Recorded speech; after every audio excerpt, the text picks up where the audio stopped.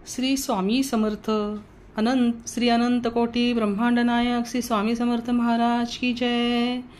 भक्त हो, आज स्वामी समर्थ प्रकट दिन आहे।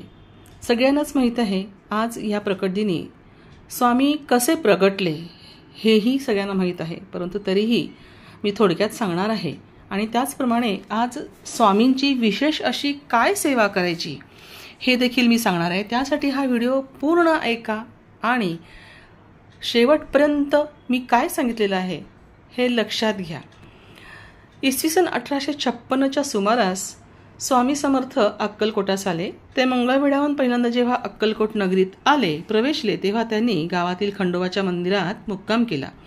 तो दिवस चैत्र शुद्ध द्वितीय शके 1778 अनल नाम संवत्सरे रविवार दिनांक 6/4/1856 हा होता। दत्तात्रेयांचे अवतार असलेले अक्कलकोटचे श्री स्वामी समर्थ महाराज यांचा 10 एप्रिल 2024 बुधवार हा प्रकट दिन आहे, म्हणजे आज त्यांचा प्रकट दिन आहे।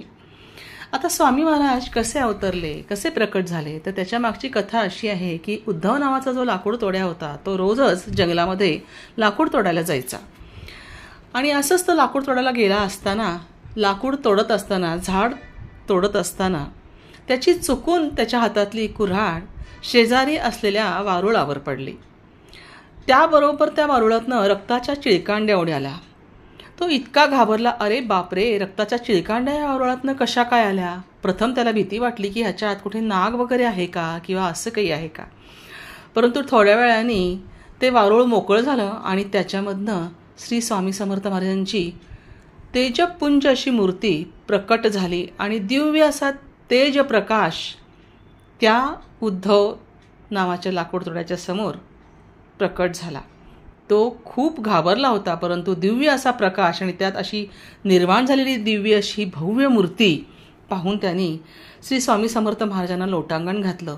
तो घाबरला होता, पण कोणीतरी ही व्यक्ती महान आहे, कोणीतरी ही व्यक्ती खूप थोर आहे आणि साधू संत ह्याच्यामधली ही व्यक्ती आहे त्याच्या लक्षात आलं आणि त्यांनी साष्टांग नमस्कार घालून श्री स्वामी समर्थ यांच्यासमोर माफी मागितली की माझ्याकडून खूप चूक झाली, माझ्याकडून ही कुऱ्हाड ह्याच्यावर पडली आणि त्याच्यामुळे तुम्हाला इजा झाली असल्यास मला माफ करा।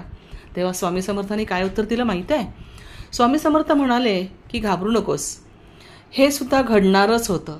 माझा जो उद्धार होणार होता तोही तुझ्याच हातून होणार होता, त्यामुळेच तुझी कुऱ्हाड वारुळावर पडणं आणि त्या वारुळातनं रक्ताची चिळकांडी उडणं आणि त्याच्यातनं मी प्रकट होणं आणि माझ्यासमोर तू असणं आणि तुझ्यासमोर मी असणं हा सुद्धा एक योगायोग आहे असं नाही आहे, तर हे ठरलेलंच होतं, हे असंच घडणार होतं आणि म्हणूनच ते घडलंय।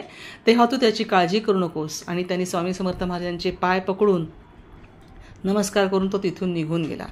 तर भक्त हो, ह्या दिवशी स्वामींचा अभिषेक करायचा असतो आणि अभिषेक करताना काय म्हणायचं असतं, कुठले स्तोत्र आणि मंत्र ते सांगते। पहिलं म्हणजे एक वेळा स्वामी स्तवन म्हणायचं, एक वेळा गणपती अथर्वशीर्ष म्हणायचं, एक माळ श्री स्वामी समर्थांची जपायची, एक माळ श्री सुक्त म्हणायचं, एक वेळा पुरुष सुक्त म्हणायचं, 7 वेळा हनुमान चालीसा, 7 वेळा तारक मंत्र आणि 1 वेळा स्वामी नामावली, 7 वेळा सिद्ध मंगल स्तोत्र, असं हे सगळं म्हणायचं। आज संपूर्ण स्वामी चरित्र सारामृत ग्रंथाचे वाचन करणं खूप महत्त्वाचे आहे, ते करायलाच हवं। त्याचप्रमाणे शक्य असेल तर 51 माळ श्री स्वामी समर्थ जपाचा संकल्प करावा आणि दिवसभरात ही सेवा स्वामींच्या चरणी रुजू करावी। जास्तीत जास्त वेळा तारक मंत्र जेवढा वेळ म्हणता येईल तेवढा म्हणावा। आजच्या दिवशी अन्नदान करण्याचे खूप अनन्यसाधारण महत्त्व आहे। आजपासून रोज कमीत कमी एक नवीन स्वामी सेवेकरी बनवण्याचा सुद्धा संकल्प करावा, कारण ह्याच्यामुळे आपल्या आयुष्यात आणखीन एक स्वामी भक्ताची भर पडेल आणि स्वामींना सुद्धा त्यांचा आणखीन एक चांगला भक्त मिळू शकतो।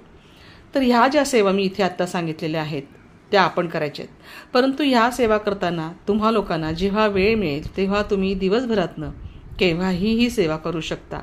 गरजेचं नाही आहे की सकाळीच आंघोळ करा, सकाळीच आंघोळ करून सगळं म्हणा, असं अजिबात गरजेचं नाही। काही निमित्तामुळे, कामाच्या निमित्तामुळे तुम्हाला जमलं नाही तर तुम्ही दिवसभरामध्ये कधीही करू शकता. तसेच आजच्या दिवशी खरं सांगायचं तर स्वामी समर्थांची 108 नावं आहेत. तुम्हाला जेव्हा जमेल तशी ती नावं तुम्ही म्हणा. ही नावं कोणती आहेत, काय आहेत, ह्याची पूर्ण लिस्ट मी डिस्क्रिप्शन बॉक्समध्ये देते आहे.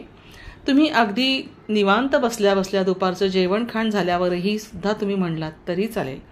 फक्त एवढंच आहे की आपण जेव्हा ते म्हणू तेव्हा आपण मनापासून ते म्हणायचं आहे.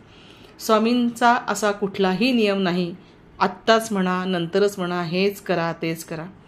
त्यामुळे तुम्ही काहीही केलेलं स्वामींच्या चरणी रुजू होतं. आणि म्हणून स्वामींना आजची ही सेवा रुजू करा आणि स्वामींचे आशीर्वाद नक्कीच तुमच्या डोक्यावर आहेत, माथ्यावर आहेत, तुमच्या पाठीशी आहेत आणि सदैव तुमच्या पाठीशी ते राहणारच आहेत. आजचा व्हिडिओ तुम्हाला जर आवडला असेल तर नक्की लाईक करा, शेअर करा सगळ्यांपर्यंत ही माहिती. आणि तुम्ही जर ह्या चॅनलवर नवीन असाल तर नक्की सबस्क्राईब करा.